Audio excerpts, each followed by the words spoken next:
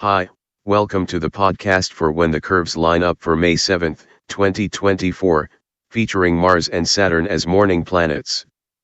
Please see the article that includes diagrams of today's events on the website at whenthecurveslineup.com. Text by Jeffrey L. Hunt.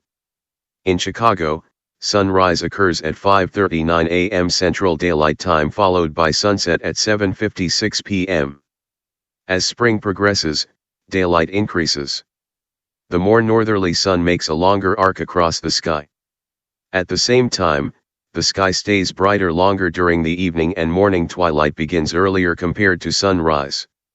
With twilight lasting nearly 2 hours before sunrise, then again after sunset, observing times in these podcasts shift to 1 hour before sunrise and the same interval after sunset. This is about the middle of twilight and is applied to these podcasts during late spring and early summer. While Chicago's sunrise and sunset times are listed here, find local times for these events and add or subtract the appropriate time interval. Here is today's planet forecast. In the morning sky, Mars and Saturn are in the eastern sky before sunrise. They are the only bright solar system bodies visible during nighttime hours. At 1 hour before daybreak, yellow-orange Saturn is over 10 degrees above the east-southeast horizon. The planet slowly moves eastward against the dim starfield that is awash in morning light, although not as quickly as Mars. The red planet passed the ringed wonder on April 10 and has opened a wide gap. This morning Mars is over 5 degrees above the east horizon and 18.0 degrees to Saturn's lower left. While reddish Mars is marginally brighter than Saturn, a binocular is likely needed to see it. The planet's color mixes with the hues of approaching sunrise.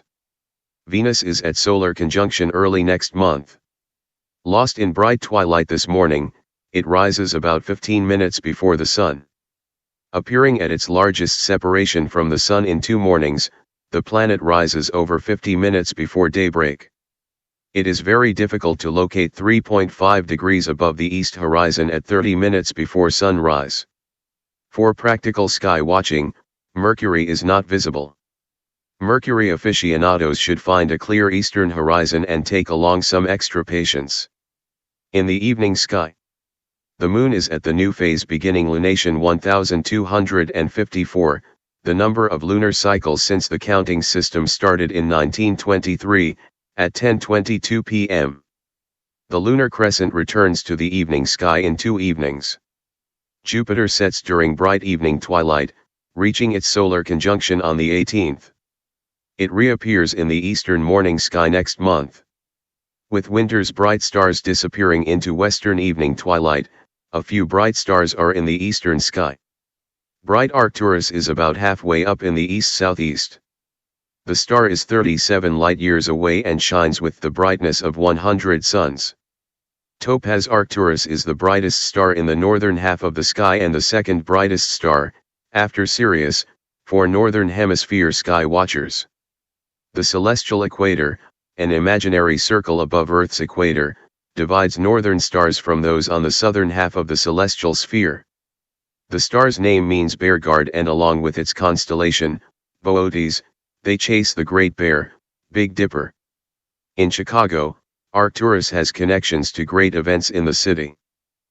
The 1933 World's Fair used Arcturus light to energize photoelectric cells attached at the eyepieces of 4 telescopes in the eastern U.S., Yerkes Observatory, University of Illinois, Allegheny Observatory, and Harvard Observatory, to switch on a searchlight that signaled the beginning of the fair.